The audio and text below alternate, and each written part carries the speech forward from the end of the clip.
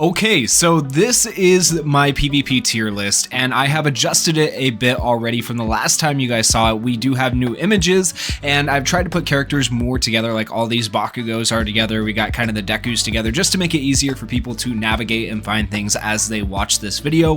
Additionally, I have adjusted the tiers, and I moved some characters up, moved some characters down, stuff like that. So if you guys have any questions, let me know in the comments. But the focus of today's video is going to be on these 4 characters down here, and where they're going to be placed for PvP. We're going to be starting with Kamori, then we're going to do Kirishima, then Mina, and then the brand new faux 100% Deku, who I absolutely love. As a unit who doesn't have AoE, I'm surprised he is as good as he is. So let's start by talking about Kamori. Kamori does have an AoE move. She's able to regenerate HP. She's able to put action skill impact down on enemies, as well as like critical hit rate down and action skill impact down. She just does a lot of like debuffs on the enemy. She also has a chance of paralyzing them. She can blind them. She just does a lot of different things. So for a class B character, I think Kamori is actually fairly decent.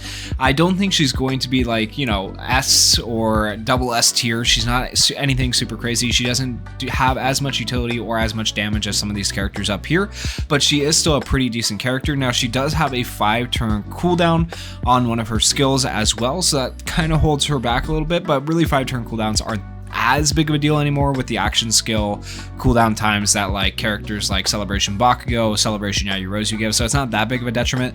But with the lack of damage, I am going to kind of like, I feel like she does a little bit too much. She does debuffs and she does healing and all that stuff. Like they didn't really build her towards one thing, and she lacks damage. So for those reasons, I'm going to put her into A tier competent. You'll see her used maybe once in a while, but I don't think she's going to be used prevalently. I do think as a like PvE character, you'll actually see her used a lot more because she does have technical hits. She does have the ability to do status ailments. She just does a lot of things that are really good for PvE, right? So I think that's kind of where you will end up seeing that type of character used more. Now, after Kamori, we do have Kirishima. So Kirishima is a tank character that, in my opinion, kind of really fell flat. Like, he's a character that felt like he should have came out like 2 years ago with his kit, and he has barriers. And you know, I've said multiple times kind of how I feel about barriers. They're not the greatest because of multi-hit attacks. Multi-hit attacks like Celebration Bakugo here, who he has an AoE multi-hit attack. Celebration Uraraka has a AoE multi-hit attack, and basically the barrier will only block one of those multi-hit attacks, one of those attacks on the multi-hit, so the rest of them actually still hit the character and harm them. So I don't think that's like the greatest. And then he does have okay cooldowns. He has a 5-turn and a 4-turn cooldown, but like it's okay. And he can decrease the enemy's power, speed, and critical hit rate on his plus ultra. He can also decrease their speed on his skill too, but like decreasing speed through an action skill or through a plus ultra is not the greatest either, because you want the turn 1 advantage in PvP. And so like if you decrease speed on your passive from turn 1, that's good because that could give you the turn advantage. But if you're decreasing speed on his action skill 1, 2, or his plus ultra move, all of them decrease speed, then like it's good because eventually you might get the turn advantage, but it's really not that worth it. If this Kirishima just had some AoE, I would say he would be like significantly better, but he doesn't have any AoE attacks. He has a 5-turn, 4-turn cooldown, and his speed is not on his passive that he gives to allies. So it's just like, it's kind of overall an L. So in my opinion, I would probably put this Kirishima at like, I would go C tier. I would use him for fun. I wouldn't necessarily use him competitively or to expect to do well. We'll put him next to his other people there, so we'll put all the Kirishimas together. So yeah, these Kirishimas, red, blue, and green, all kind of fall flat. Fantasy Kirishima is still up here in A tier, I think is where I put him. Yeah, oh, that's Kaminari. A tier, there we go, Kirishima. So Fantasy Kirishima, I would still say, is the better of the Kirishimas. So if you want a Kirishima to work on, that is the one you want to work on. Okay, and next we have Mina. Mina is honestly a bit of a sleeper like unit in my opinion. I always thought like from the time I saw her kit she was actually going to be halfway decent, and I still stand by it. I think she's a very decent character. She has 4-turn cooldown. She has the ability to increase crit rate of allies. She can increase their skill impact. She also restores the HP of allies, and she gives them the ability to make a last stand, and that was all with just her second action skill. Okay, that's really good. And then her plus ultra move allows her to block opponents' buffs and to cancel temporary buffs as well. And then her auto skill increases the speed of all allies by 30% when her HP is 50% or higher.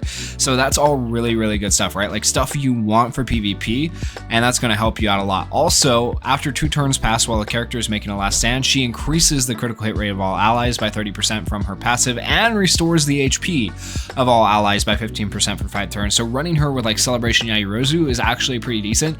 As a level 130 character, I would say this Mina could be like S tier, or maybe there is an argument for double S. I don't think quite though, because she doesn't do like quite enough damage, but I think she could be S tier at level 130. But in general, as a level 100, 110, 120 character, so if you haven't max duped her, I am going to be placing her in A tier. And that's kind of what this tier list is. If you don't know, this is characters without max dupes, just the kind of idea that most people can probably run these characters. The only characters that are really an exception to that rule are like this red all for one right here. He is A because most people are going to have him level 120, level 130 or whatnot by now, because he is a free to play character if you've been playing for a while.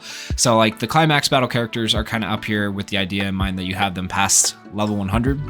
But other than that, looking at the rest of this tier list, this is just kind of like a base level 100 where these characters rank. And keep in mind, if you get a level 100 character like Mina up to level 130, she could easily be moved from A tier to S tier. Typically though, increasing a character's level from 100 to 130 is not going to move them more than like 1 tier at a time. So just keep that in mind. And even if you do increase a character, like let's say Green Hawks from level 100 to 130, it does not mean he's now A tier. Okay, it doesn't mean it for every character, so just keep that in mind. But yeah, in general, this is like a level 100 baseline tier list for PvP. This is kind of where the characters sit at level 100. And last but not least, we have the boy, the myth, the legend, Faux 100% Deku. He is everything that Vigilante Deku I feel like should have been, but it's okay. So Faux 100% Deku is honestly a very good unit, and I feel like he is kind of what this game needed to get us out of the AoE meta, because the AoE meta has just been so freaking annoying. So on his skill 1, he can hit like 50,000 damage or higher, which is insane on turn 1. Turn 1, 50,000 damage or higher. Freaking ridiculous. He has 4 turn cooldowns. He can reduce that cooldown to nothing when he has persistence. He hits persistence on turn 5 no matter what, and then he gets 5 more turns where he just basically cannot die. And then he gets his 6 Fajin on turn 10, and then he will die when he gets to his 6 Fajin. So you got basically 10 turns of this guy where he is going to be very hard to kill, because you can give him last stands with Celebration Yajirozu in PvP for the first 5 turns. Those last stands are going to help keep him alive. Additionally, he has the chance to dodge before he gets to 5 Fajin, which is really annoying. He can nullify status elements. He also increases his own speed by 70%. So like he's just really good. 50% chance to dodge with Sharp Eye, which is just insane on this character. So he has survivability in the first 5 turns where he doesn't have persistence, and then when he gets persistence, he just is guaranteed to not die, which is absolutely insane. And then he gets a bunch more buffs when he does get persistence, like extra critical hit rate and stuff like that. 50% extra critical hit rate. So this guy is just freaking nuts, and I think he is actually really good. I would say easy double S tier character. I think he is going to be able to compete with the best of them, and I think he is going to be very good. Now, I do want to kind of address these 2 characters right here being an S sub meta, because I know there's going to be people who are like, Celebration Deku does not belong there. Celebration Todoroki does not belong there. Honestly, from the time I tried Celebration Todoroki, I felt like he fell flat. Okay, he is another barrier character, and luckily he does do enough other things to make up for the fact that part of his kit is barriers, but like his barriers are just just so lackluster in my opinion. They're not that great. If it was evasion, this Todoroki easily double S tier, but he gives barrier, so that's not very good.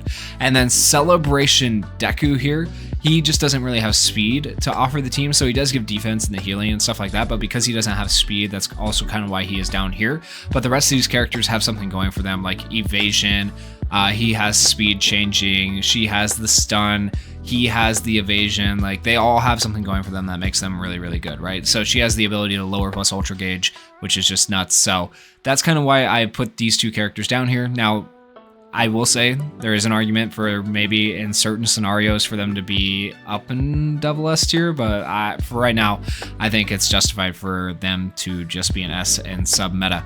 So that is the new PvP tier list for My Hero Ultra Impact. Like I said, if you guys disagree with anything, be nice, but let me know in the comments. I will try to adjust it next time. And also, I go to Discord and I try to ask people like what they think, their opinions on before I make these tier list videos and stuff like that. So these opinions are partially from some of the top ranked PvP players, so keep that in mind. So maybe we don't have the same views as general players, but in general I would say that most of these things are probably fairly accurate. So hopefully that sets your mind at ease if you are looking at this tier list to try and decide who to work on and who to build for PvP. If you guys did enjoy the video, please consider going down there, hitting that like button, hitting that subscribe button, and thank you guys so much for watching. Peace.